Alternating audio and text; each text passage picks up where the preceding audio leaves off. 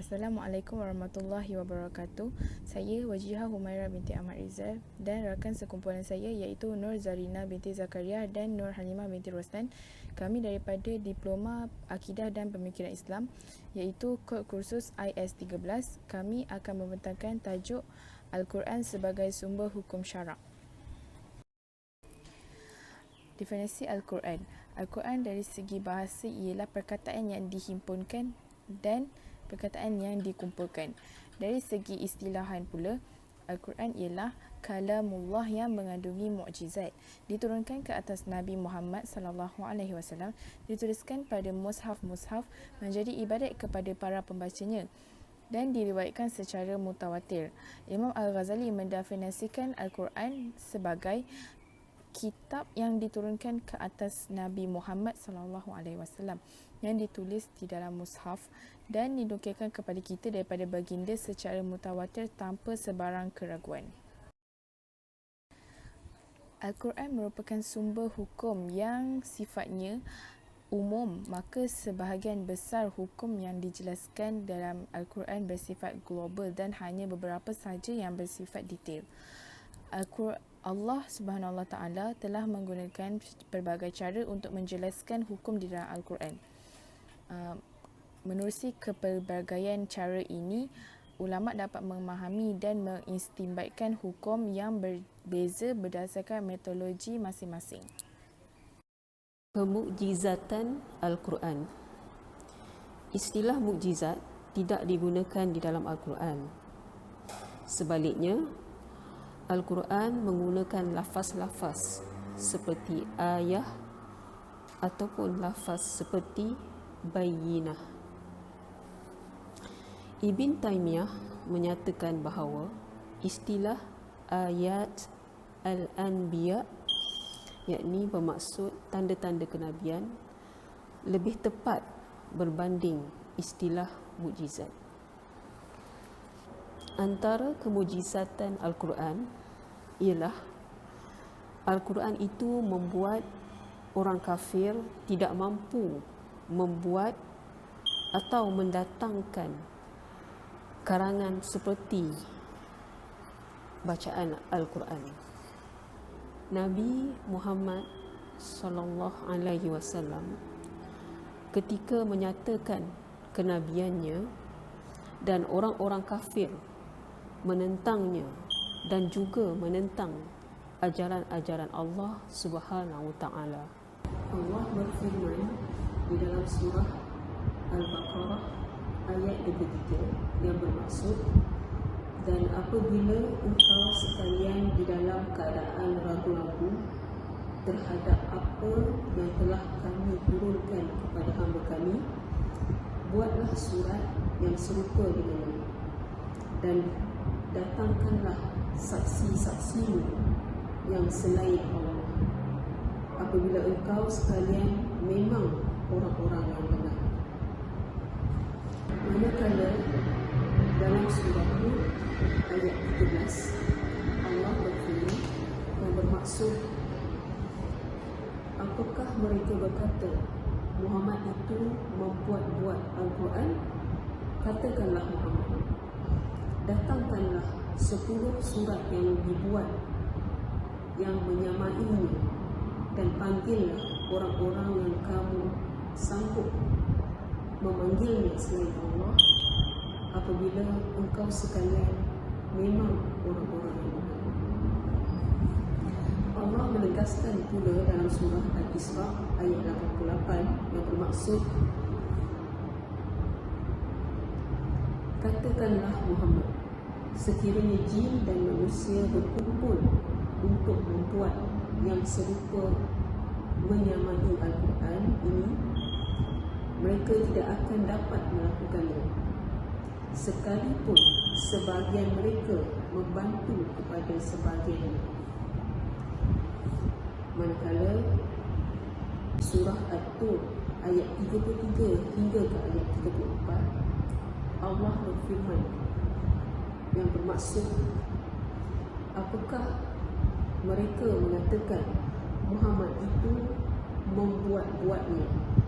Sebenarnya mereka tidak beriman hendaklah mereka mendatangkan kalimat yang sepadan dengan Al-Quran itu apabila mereka itu memang orang-orang yang benar.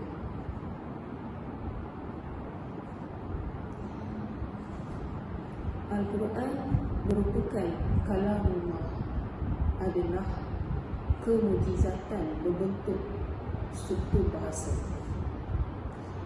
Al-Quran tidak akan dapat ditiru sesiapa pun dari segi bahasanya atau isinya. Dan dunia sampai saat ini membuktikan bahawa orang-orang yang berilmu tidak dapat melakukan apa yang dikemukakan oleh Allah Subhanahu wa Ta'ala.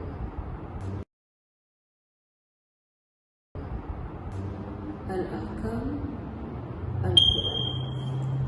Firman Allah Subhanahu wa Ta'ala bermaksud, wahai orang-orang yang beriman, taatilah Allah dan taatilah Rasul dan ulil amri di antara kamu. Kemudian, jika kamu berbeza pendapat dengan sesuatu, maka kembalikanlah kepada Allah Subhanahu wa Ta'ala dan Rasulnya, yakni surah, yakni sunnah. Jika kamu beriman kepada Allah dan hari kemudian, yang demikian itu lebih utama bagimu dan lebih baik akibatnya. An-Nisa ayat 59. Kandungan hukum dalam Al-Quran terbahagi kepada 3 bahagian. Bahagian yang pertama, hukum yang berkait dengan akidah. Akidah ialah keyakinan yang kuat di dalam hati. Akidah berkait dengan keimanan terhadap hal-hal yang baik yang terdapat di dalam hukum iman. Bahagian yang kedua iaitu hukum syariat. Hukum ini mengatur tentang tata cara ibadah yang berhubung langsung dengan Allah Subhanahu wa Ta'ala mahupun yang berhubung dengan sesama makhluk Allah Subhanahu wa Ta'ala. Ini adalah ilmu fiqh, dan ilmu ini terbahagi pula kepada 2 bahagian. Yang pertama, hukum ibadah yang mengatur bagaimana melaksanakan ibadah yang sesuai dengan cara Islam.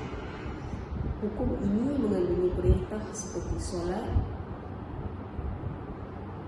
haji dan zakat. Manakala hukum muamalah, iaitu hukum yang berkaitan selain daripada ibadah, mengatur interaksi antara manusia sesamanya seperti dalam hukum jual beli, hukum pernikahan dan hukum politik. Kandungan hukum dalam Al-Quran bahagian yang ketiga ialah hukum akhlak. Al-Quran menunjukkan bagaimana manusia berperilaku kepada Allah Subhanahu wa Ta'ala, sesama manusia dan sesama makhluk Allah Subhanahu wa Ta'ala di akhirat. Hukum ini dapat dilihat melalui perbuatan manusia seperti ucapan.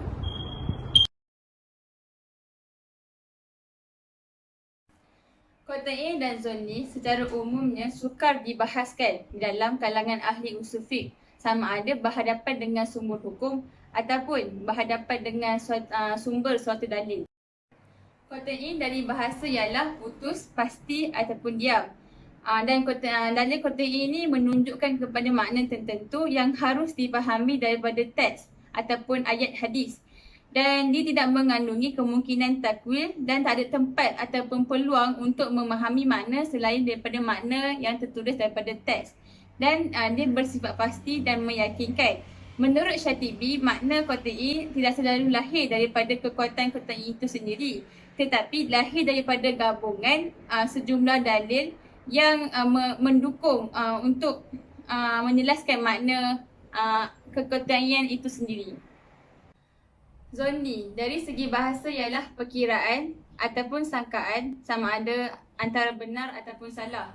Menurut kesepakatan ulama, zonni adalah daripada ayat ataupun hadis yang menunjukkan kepada sesuatu makna diduga kuat sebagai benar, seperti keputusan hakim yang menghakimi atas keterangan saksi dan tidak mustahil melakukan kesalahan.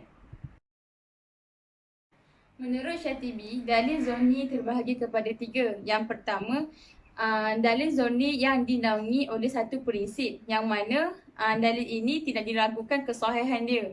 Yang kedua, bertentangan dengan prinsip qat'i dan secara umumnya dalil ini ditolak. Dan yang ketiga adalah tidak bertentangan dengan prinsip qat'i dan tidak pula dinaungi oleh prinsip qat'i.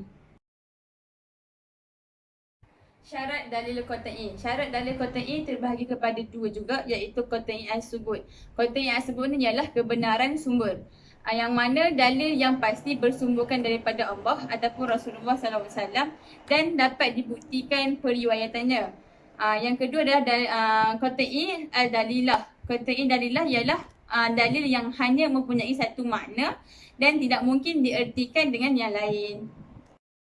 Syarat zonni. Zonni ada 2. Satu, zonni as-subut yang mana dalil yang bersumberkan dari hadis ahad yang diduga kerasnya datang daripada Rasulullah SAW.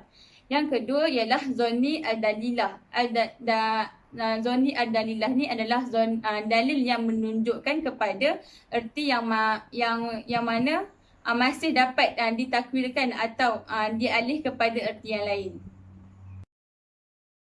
Cara ulama mengistibatkan hukum ada 3, iaitu bayan kuli, bayan ijmali dengan bayan tafsili. Bayan kuli caranya dengan menyebut beberapa kaedah dan prinsip umum yang asas kepada cabang-cabang hukum dan digunakan hukum-hukum ke atasnya. Dan manakala bayan ijmali ialah disebutkan beberapa hukum dengan ringkasnya yang memerlukan penjelasan dan perincian. Tafsili pula disebutkan hukum-hukum secara terperinci seperti saham, habuan para pewaris dalam pembahagian harta pusaka. Kesimpulan, kedudukan Al-Quran sebagai sumber hukum Islam ialah Al-Quran memiliki kedudukan yang sangat tinggi. Al-Quran merupakan sumber utama dan pertama sehingga semua persoalan harus merujuk kepadanya. Sekian. Assalamualaikum.